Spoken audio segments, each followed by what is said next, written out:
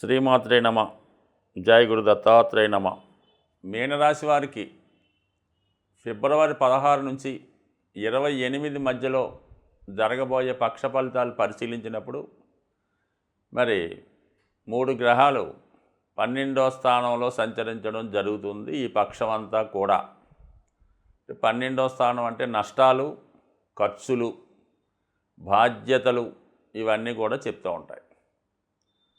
రాశి అందే శుక్రగ్రహ సంచారం. సరే, అక్కడ రాహుతో కలిసి ఉండడం వలన ఏదైనా ఒక వ్యవహారాన్ని చిన్న దాంతో పోయేదాన్ని చాలా పెద్దగా చేసుకోవడం జరుగుతూ ఉంటుంది. ఏదైనా మీనరాశి వారు ఎక్కువ పుణ్య కార్యక్రమాలు, పూజలు, పునస్కారాలు చేస్తుంటారు కాబట్టి సుమారుగా ఒక సత్యనారాయణ స్వామి వ్రతం మీరు ఈ సమయంలో మీ గృహంలో చేసుకుంటే సుమారుగా ఇప్పుడు ఉన్నటువంటి సిటీ లెక్కల ప్రకారం ఒక 5,000 రూపాయలతో చేసుకోవచ్చు. కొద్దిగా ఇంకా బెటర్గా అయితే 10,000 రూపాయలు ఖర్చు పెడితే సత్యనారాయణ స్వామి వ్రతం బ్రహ్మాండంగా చేసుకోవచ్చు. కానీ మీరు ఒక 1,00,000 రూపాయలతో సత్యనారాయణ స్వామి వ్రతం చేసి వచ్చిన వాళ్ళందరికీ భోజనాలతో పాటు రిటర్న్ గిఫ్టులు కూడా ఇచ్చి సత్కరించడం జరుగుతూ ఉంటుంది. సో ఇది ఈ విధంగా అధికమైన ఖర్చులు రావడం వల్ల ఏంటంటే మరి పుణ్యం, భక్తి మాట దేవుడెరుగు, దాని తర్వాత వచ్చే ఇబ్బందులు ఇప్పుడు ఆ వేయిస్తానని చెప్తున్నమాట. మీకు కొంతకాలంగా 2 సంవత్సరాలుగా మీకు శని వేయి స్థానంలో ఉంటూ దొరికినప్పుడల్లా చాలా బాగా అప్పు దొరకడం జరిగింది. చాలా వరకు అది గృహప్రవేశానికో, శుభకార్యానికో, పిల్లల చదువుకు అప్పు బాగానే చేశారు. ఇప్పుడు బాగానే దొరికింది. ఇంచుమించుగా ఒక నెల 15 రోజుల్లో రాశిలోకి ప్రవేశిస్తాడు మన శని భగవానుడు. అప్పుడు నెమ్మదిగా మీకు డబ్బు అప్పిచ్చిన వాళ్ళు వాళ్ళ అవసరాల నిమిత్తం అడగడానికి వస్తారు. మీ అవసరానికి మేము ఇచ్చాం కదమ్మా, మరి మా అవసరానికి నువ్వు ఇస్తే బాగుంటుంది అని చెప్తారు. సున్నిత మనస్కులు అనేటువంటి మీరు ఏదో విధంగా వాళ్ళకి కాదనలేక, మీ దగ్గర లేక, వేరే చోట అప్పు పుట్టక ఇబ్బంది పడవలసి ఉంటుంది. కాబట్టి ఎప్పటికైనా కొద్దిగా జాగ్రత్తగా ప్లాన్ చేసుకొని కొన్ని అదనపు బాధ్యతలు తగ్గించుకుంటే మంచిది. ఇక రవిగ్రహ సంచారం వేయిలో శనితో కలియడం వల్ల సడన్గా మీ కుటుంబంలో మీ ఆత్మీయులకి అనారోగ్య సమస్యల కారణంగా హాస్పిటలైజ్ అవ్వడం వల్ల కానీ, ప్రభుత్వానికి చెల్లించవలసినటువంటి ట్యాక్సులు, జిఎస్టీ పన్నులు చెల్లించవలసి ఉంటుంది. లేని పక్షంలో అంటే ఎలాగా కొంతవరకు అధికారుల వల్ల వేధింపులైతేనే కొంత చికాకు తప్పదు. ఇక బుధుడు కూడా ఉండడం వల్ల మరి తప్పనిసరి పరిస్థితుల్లో ఇంట్లో అవసరాలకి, భార్య అవసరాలకి, పిల్లల చదువుకి, ఇంకా కాలేజీలో సీట్లు, ఎల్కేజీలో సీటు గురించి 10th క్లాస్ ఏ కాలేజీలో అంటే బుధుడు కాబట్టి ముందుగానే ఇప్పుడు డబ్బు కట్టి ఇంకా వాడు 10th పరీక్షలు రాస్తూ ఉంటాడు. ఈలోగా మీరు ఏదైనా జూనియర్ కాలేజీలో సీటు రిజర్వ్ చేసుకోవడానికి ముందుగానే 2 సంవత్సరాలకి ఎంత అవుతుందో అంత సుమారుగా ఒక 15 లక్షలు ఎంతో కట్టవలసి ఉంటుంది. ఇవన్నీ కూడా మీకు అధికమైనటువంటి ఖర్చు, తప్పనిసరి ఖర్చు రావటం జరుగుతుంది. కాబట్టి ముందు జాగ్రత్తగా నిర్ణయించుకొని వ్యవహారం చేసుకోండి. ఏదైనా మాత్రం పెద్ద మొత్తంలో వ్యవహారం జరుగుతుంది, ఎక్కువ మొత్తంలో ధనం ఖర్చు అవుతుంది. ముందు ఆనందంగా ఉంటుంది, దాని తర్వాత ఇబ్బంది ఉంటుంది. జాగ్రత్తగా ఆలోచించండి. ఇక మనకి కుజుడు చతుర్థ స్థాన సంచారం ధన భాగ్యాధిపతిగా, ఇది కొంతవరకు మీకు మీ పేరున ఏదో ఒక స్థిరాస్తి రావడం జరుగుతుంది. లేదా ఒక చోట ఉన్నటువంటి స్థిరాస్తి అమ్మి వేరే చోట స్థిరాస్తి కొనడానికి కూడా అవకాశం ఉంది. ఏదైనా గృహం మారడం కానీ, ఏదైనా ఒక ప్రదేశం మారడానికి ఈ గ్రహస్థితి చాలా అనుకూలించే అవకాశం ఉన్నది. అంటే ఇప్పుడు ఇవన్నీ కూడా మీకు ఇష్టపూర్వకంగానే జరుగుతాయి. సో దానివల్ల మీరు పెద్దగా ప్రస్తుతం ఆనందంగానే ఉంటారు.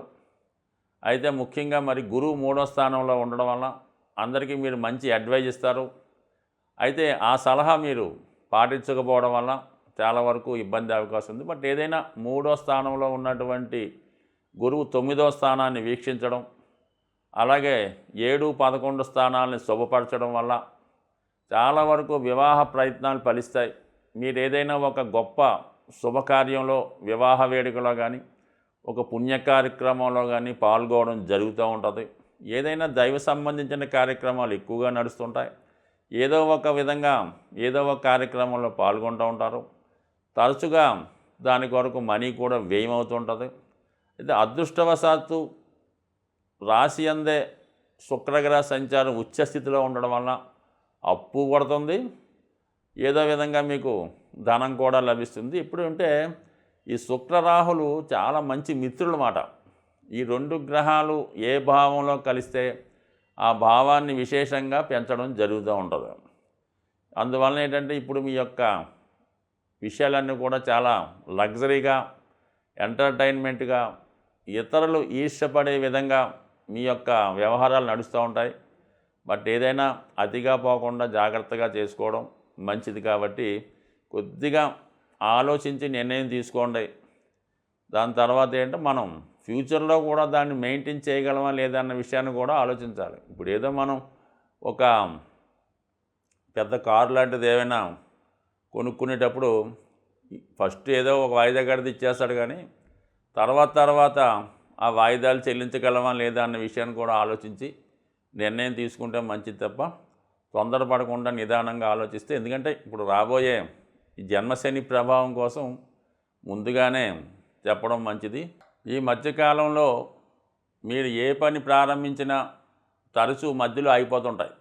దానికి కారణం ఏంటంటే ఈ గోచార సంచారంలో కుజుడు మిథున కన్య రాశుల్లో సంచరిస్తున్న, కేతువు కన్యా మిథునంలో సంచరిస్తున్న చాలా వరకు పనులు మధ్యలో అయిపోతుంటాయి అన్నమాట. గోచారం అందరికీ వర్తిస్తుంది ఇది.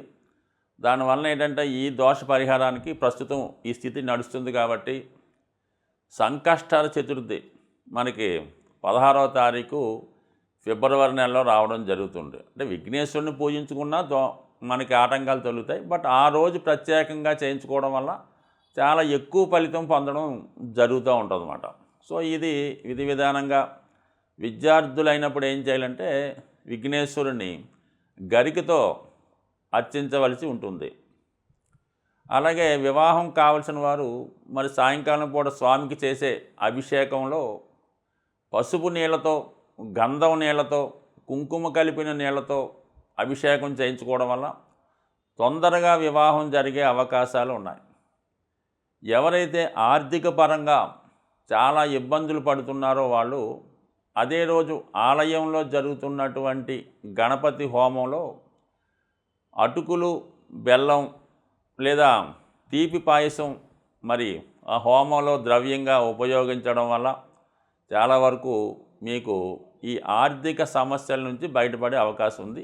అన్నిటికీ కూడా కామన్గా ఉన్న చిన్నగా ఇది శాస్త్రంలో చెప్పినటువంటి పరిహారాలు ఈ సంకష్టాల చతుర్థిలో చేయడం వల్ల కంపల్సరీగా మీకు ఈ ఫలితాలు తొందరగా ఆగకుండా రావడం జరుగుతూ ఉంటుంది.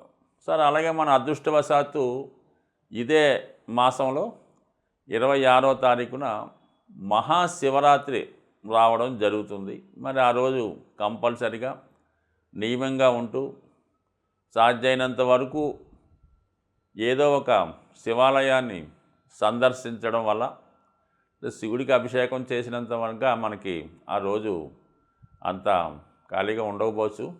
అవకాశం ఉన్నవాళ్ళు చక్కగా శివుడికి అభిషేకం చేసుకోవచ్చు. అంటే దేవాలయంలో ఉన్నటువంటి శివలింగానికే కాకుండా చాలా దేవాలయాల్లో బయట కూడా శివలింగాలు ఉండడం జరుగుతూ ఉంటుంది. వాటికి కూడా మీరు చక్కగా అభిషేకం చేయించుకోవడం మంచిది, లేదంటే సొంతంగా చేసుకోవడం మంచిది. సో ఈ మధ్యకాలంలో ఈ పాలాభిషేకం మనం చెప్పినప్పుడు ఏం చేస్తున్నారంటే డైరెక్ట్గా ఈ పాల ప్యాకెట్ ఒకటి కొని దాన్ని కట్ చేసి దాంతోనే అభిషేకం చేయడం జరుగుతుంది. అది చాలా మంచి కరెక్ట్ అయిన విషయం కాదు. ఏదైనా పాలు బయటన్నా కొనొచ్చు, కానీ ఒక మంచి పాత్రలో ఆ పాలు పోయవలసి ఉంటుంది. ఏ అభిషేకం మనం చేసినా సరే ముందుగా శివలింగాన్ని శుద్ధమైనటువంటి జలంతో అభిషేకించి తర్వాత పాలతో అవ్వచ్చు, పంచదార అవ్వచ్చు, విభూది అవ్వచ్చు, దేంతో అన్నా అభిషేకం చేసుకోండి. మళ్ళా శుభ్రంగా వాటర్తో శుద్ధమైన జలంతో అభిషేకించి అప్పుడు భగవంతుణ్ణి అలంకరించవలసి ఉంటుంది. కనీసం ఒక్క మారేడు దళమైన శివునికి సమర్పించడం వల్ల సమస్త దోషాలు పోతాయి. కాబట్టి మరి చిన్నగా విధి విధానంగా చేస్తూ చేయండి. ఏదో ఒకళ్ళు చేస్తుంటే వాళ్ళ మీద ఇంకొకరు పోయడం, ఒకళ్ళు పూజ చేస్తుంటే ఇంకోళ్ళు అభిషేకం చేసేయడం, ఇంకోళ్ళు కొబ్బరికాయ కొట్టేయడం, ఆ విధంగా శివుడికి ఇబ్బంది పెట్టకుండా, అతనికి మనశ్శాంతికి ఏమాత్రం భంగం కలగకుండా ప్రశాంతంగా అభిషేకం చేసుకుంటేనే ఆ ఫలితం దక్కుతుంది తప్ప మరి శివునికి కోపం తెప్పించే విధంగా చేశారనుకోండి, మరి దాని ఫలితం ఎంబటనే చూడడం జరుగుతుంది. స్వస్తి.